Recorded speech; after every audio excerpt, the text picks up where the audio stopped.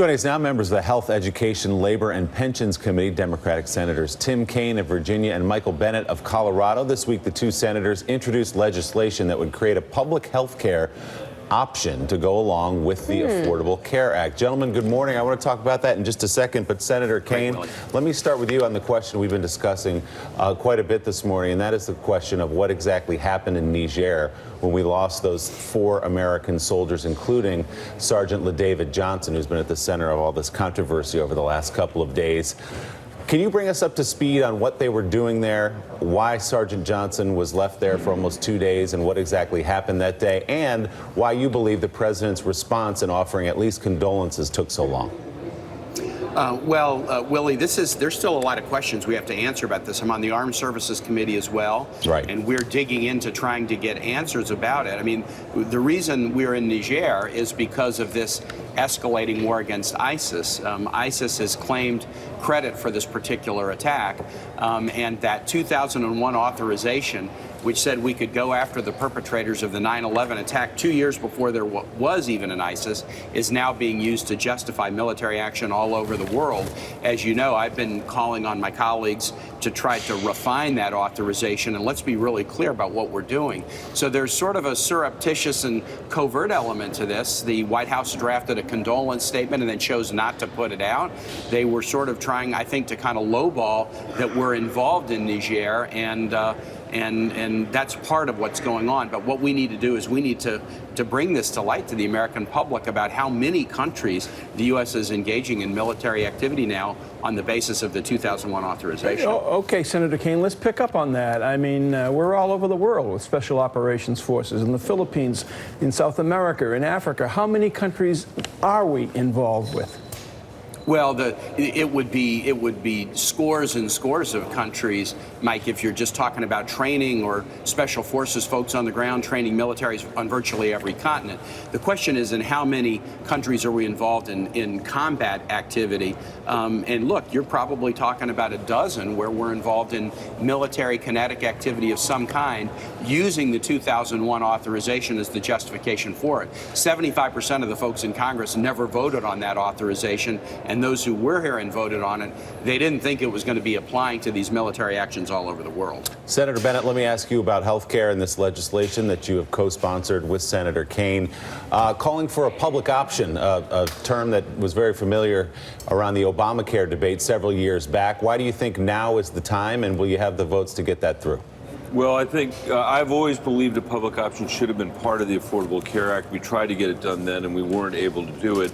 Tim and I have both heard from our constituents, especially in rural Colorado and rural Virginia, that it's just unreasonable to force people to buy insurance when there is no competition, price is high, the deductible is high, and that people want to have an option. And so that's what this very strong public option, Medicare-X, is all about. We're going to start rolling it out in rural parts of our states, or the proposition is roll it out in rural parts of the states, and then have everybody have access to it in about 3 years. Whether we'll pass it, that is an interesting question, because virtually nothing can pass these days in the Congress. I think that as part of an attempt to actually resolve the issues that people are having, not so much with Obamacare, but with the American healthcare system, this ought to be part of the solution to that, and I am optimistic that we will be able ultimately to get it passed. I'm very pleased to have Tim as our co-sponsor here, because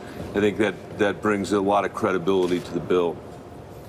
And Senator Kaine, your colleague in the Democratic caucus there, Senator Patty Murray, has been working with Lamar Alexander on a bipartisan health care plan that would stabilize short-term the insurance markets. And we saw what President Trump has had to say about that, several different positions over the last couple of days. And my question for you is whether you think you can trust this president as a deal maker, and what are you hearing from your colleagues in the Senate, including those across the aisle, about his inconsistencies? Well, there's great inconsistency, but here's what we're trying to do. And Michael's been part of this deal-making effort with Lamar and Patty. We all have been. When the skinny repeal vote failed in July, that effort to take insurance away from 20 million people. We started to work on a bipartisan proposal to stabilize the individual insurance market. We owe it to the American public to show them after 7 years that we can do something in healthcare on a bipartisan basis. And I'm really gratified that Lamar and Patty have put this deal on the table to stabilize it with the payments that help people afford their co-pays and deductibles, and also giving states flexibility. 6 Republicans have already come out and say that they support this deal. Many Democrats are supporting it. And I think we can get this passed as part of some larger legislation this year. And then we move on to the bigger question of what do we do to fix health care going forward. I think our bill is a solution there. But look, the president's backing and forthing on this, as on so many other things, is sort of making them a little bit irrelevant to the discussions in the Senate. Right. We're moving ahead on trying to find bipartisan solutions, and we're not going to let tweets get in our way. If I could just add to that, there is nobody in the Senate that I have more confidence in than Lamar Alexander as a legislator. And he and Patty Murray are responding to the testimony we heard on our committee in a bipartisan way that universally called for the things that are in this bill that they've written. So it would be a shame if we didn't use this opportunity to pass this bill, stabilize the markets, and President Trump's attempts to sabotage the Affordable Care Act have been useless to people living in Colorado. This bill would help us. Well, let's hope. I'm curious, Senator Tim Kaine, for the second morning in a row, the president is starting his day with tweets about Hillary Clinton, your running mate. He fired off another tweet just minutes ago, writing uranium deal to Russia with Clinton help and Obama administration knowledge is the biggest story that fake media doesn't want to follow. What do you think, what do you make of this sort of yearning obsession with Hillary Clinton? It's, it's sad, but also a little frightening at this point.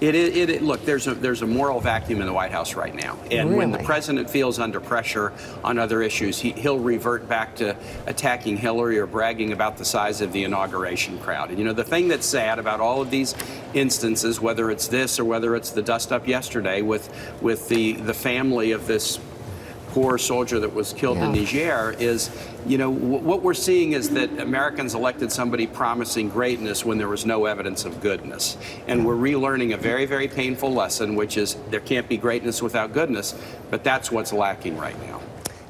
Yeah, no doubt about it. It's old saying, America is great because America is good, and when it ceases being good, it will cease to be great. But I am curious, though, Senator Kaine, do you ever wake up any mornings with an instinct or an urge to tweet about Mike Pence? Because after all, you ran against him 11 months ago, and I'm just wondering if you have some of the same urges. Have some of the same urges that Donald Trump has. No. I mean, I have my vices, but the desire to tweet early in the morning is certainly not on my vice list. But I would say, though, this attack, this daily attack on edited content, on curated content, on the leading journalists and leading news outlets in this country by this president is something the American people cannot stand for. The democracy cannot work if people lose faith in journalism. And the president knows that, which is why he starts every day attacking the leading journalists in this country. We can't stand for it. Hey, before we let you guys... Well, he, of course, I want to thank you guys for being with us. And Mika, he tweeted, of course, about this morning because it was covered on Fox and Friends, which, of course, he watches, as well as this show, apparently, if you judge